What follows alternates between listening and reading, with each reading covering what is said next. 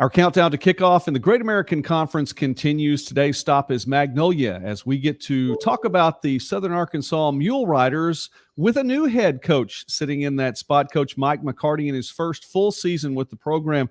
Coach, I know a lot has gone on between 2019 and then when you came to campus, and then there were changes and shifts and interim head coach, and now officially you are the head coach of the program. About 9 months ago, they made that announcement. I have to ask you, it has the feel of being a kind of a whirlwind for a while. Has any of that slowed down, or has it just continued on the same quick pace?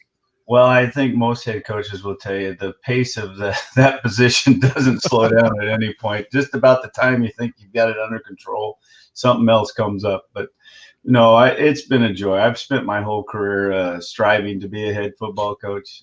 I've wanted this opportunity and worked toward this opportunity for 30 years.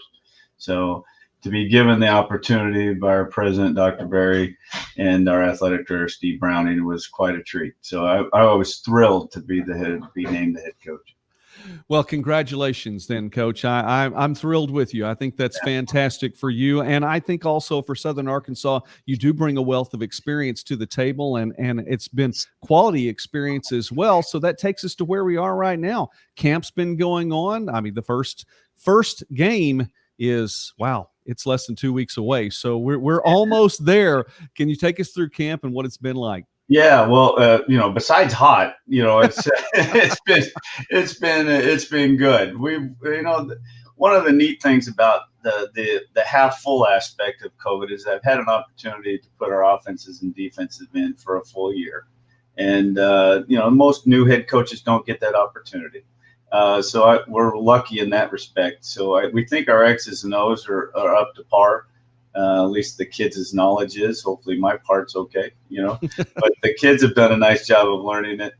And, it's been able to put in our special teams a little more slowly and make some emphasis, and then having the culture fit what I'd like it to be. We've had a chance to really address that, in the off seasons and the year that we didn't do anything. So to me, it's really a blessing. If now there were some headaches that go along with that, but our kids did a phenomenal job. One of the cool things about getting the opportunity is they were excited for a fresh start. The COVID's been downtrodden. It's causes a lot of disruptions in their lives, and they were kind of excited to, let's take this next chapter.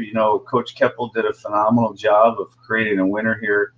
And, how many head coaches get to take over an 8-win program? Come on, right? So I could be one of the luckiest son of a guns you've ever laid eyes on. I like that. I really enjoy hearing your perspective on all this too, because it is good. And there's a lot to that's good that we can look at. We're speaking now with Coach Mike McCarty from Southern Arkansas. The Mule Riders picked 5th according to the preseason coaches poll in the Great American Conference. And Coach, when you have 8 wins like that, it's probably a good thing then that some of the players from those previous years do come back. We'll start with offense, and you bring back the person who's in the highlighted position, if you will, quarterback Hayden Mallory, coming back a couple of years ago, threw for nearly 2,500 yards and 20 touchdowns. Well, the offense was in pretty good shape. They've done a nice job over the years here and have been successful. So my deal was just to put my spin on what we're trying to do, and Hayden is a big part of that. If you're as lucky as I am, and again, I've got a returning starting quarterback that knows how to win in the league. So it's like, oh, man, I got it going on. So it's been a real fun experience. He's mature, he understands football, and then it's great to talk to somebody that gets it. You're not trying to establish, hey, you need to work hard, you're the quarterback. Oh, hey, by the way, you need to be a great leader, you're the quarterback. Yeah. He understands those concepts. So our deal was spending most of our time talking about X's and O's and defenses and how to do things, and that's what I've gotten paid for the last 30 years. So hopefully we've been able to help him a little bit. Well, Coach, among those players then that you also have some players on defense coming back, and tell us about any of those. But among those, you have some quality in the secondary. Brock Floyd, and he's one of those players too. I saw a number of players that found ways into the opponent's backfield. You got some, all around your defense getting those tackles for loss coming in. But he also has a pick to his credit as well from a couple of years ago, and his numbers look good. Yeah, Brock, and just an outstanding football player and a great student. And one of the things that, through this whole COVID scenario, he was able to buy in, jump in with both feet with what we're trying to do, and has helped lead our defensive unit. And his experience is just, again, in football, if you're good up the middle, you have an opportunity to be pretty successful. If you have a good quarterback, if you have a good running back, and you have a good nose tackle and a pretty good linebacker and a good safety, you're in pretty good shape. And I'll be darned if we don't have those types of things. So, I feel fortunate, but Brock's just an outstanding young man, great leadership skills, has good ball skills, which, there's a lot of DBs that can play the position, but Brock understands it very well too. And he's got great ball skills, which gives him that chance to, make some picks and anticipate plays, which, defense requires. So we're real pleased. The one thing that I have to mention to you, Joey, is, during COVID, all these disruptions, we hear about some of the things that are tough for everybody. Yeah. But our young men, we had 9 4.0s in the spring semester. We had 56 3.0s or better. We took advantage of the time, and our kids bought into, hey, this is just a disruption in our season. This is not life-changing forever. I'm going to still do well in school. And our point of emphasis on that. So the young men, we handled it with, a little different angle than maybe most. I think most campuses would be, if they were honest about it, most campuses' GPAs probably went down a little bit.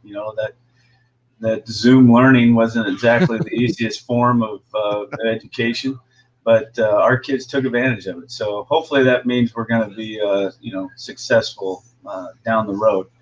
And frankly, if you're successful off the field, most of the time you're successful on. So we're hoping that correlates.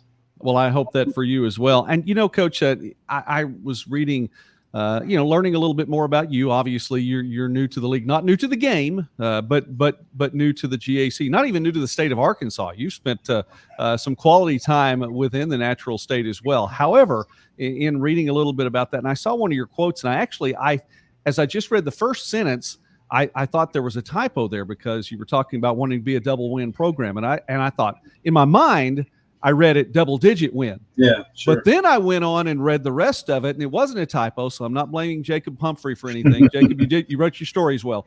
But talking about being that program that wins off the field and on the field, just like you were mentioning there. And that's big. Yeah. One of the great things about, I think, Division II football is the kids invest in themselves a little bit. It's not like Division I. It's not like where they get all their school paid for generally. They've had to be packaged up to get to the point where they get to play the game they love. So their passion for the sport is phenomenal. So I feel like part of my duty is to make sure that I help them be successful off the field. Everybody's been talking about the NIL, the name, image, and likeness concepts. Well, we've been promoting that for quite a while. Not in the sense of making money, but we want our young men to be put out there and have an opportunity to learn how to deal with the media, how to be ready for the business world when you step out of this environment. How do you learn to study? We do I think a disservice to young people sometimes. You've gone through high school and all you had to do was memorize a few things, to be successful. And if you were fairly smart, you were probably a pretty good student. Well, in college, there's a thing called critical thinking that has to go on, right? You have to be able to take some of that reading assignment and put it to the professor didn't speak at all about it, and you're supposed to kind of be able to figure out how that fits. And that's called critical thinking. So we try to teach them. Our study situation is a little different than most. We don't have study table. We have where we learn to study. If someone asked me to go fix an engine of a car, I would have a tough time. So when some young men come to you and you say, well, go study. Well, what the heck does that mean? Right. So we try to help them, learn how to take different notes for English and math than you do for social sciences. So I think the double win is what it is. If you can win on the top line, you're going to win on the bottom line. That sounds great, Coach. Again, I really appreciate listening to you talk about that. Well, you mentioned you're inheriting an 8-win program, so that goes a long way. We look forward to seeing you out on the field and seeing how the Mule Riders are going to look this season as we wind this time down. Then we know it's less than 2 weeks away. Thursday night in Alva, your longest road trip of the year. That's how you get things started. And then you'll be back at home after that, taking on Southwestern, of course, the trip to Alva against Northwestern Oklahoma. Your thoughts about the schedule?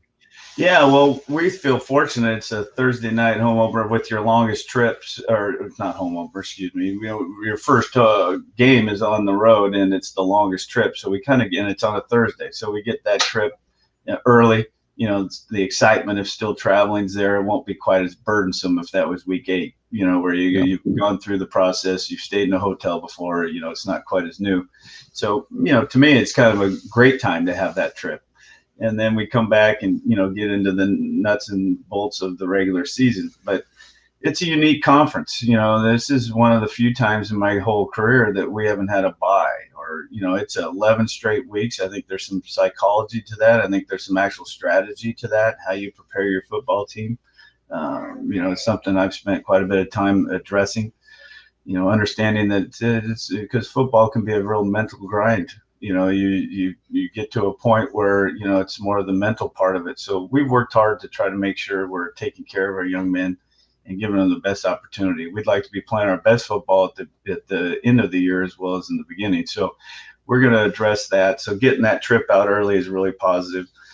And then we get to come home, and obviously that's exciting. You get a chance to open up in front of our fans, and our fan base is fantastic. Our mule gating is one of the best in the conference, as I understand it. So I look forward to seeing that. And then we're going to engage with our fans. We feel it's important to let them see us. So we're a coat and tie team on home games, and we're going to walk through the mule gating area and say hello to people, and then get ready to play some football. I like that. That sounds like fun. Well, Coach Mike McCarty, in his first full season with the Southern Arkansas Mule Riders again, SAU picked 5th according to the preseason coaches poll here in 2021. Coach, thank you again for taking time with us today. Success to you and to the Mule Riders this season, as we are excited to hear about it here as we count down to kickoff at the GAC. Well, thank you, Joey, for taking the time to be with us. And as always, go Mule Riders.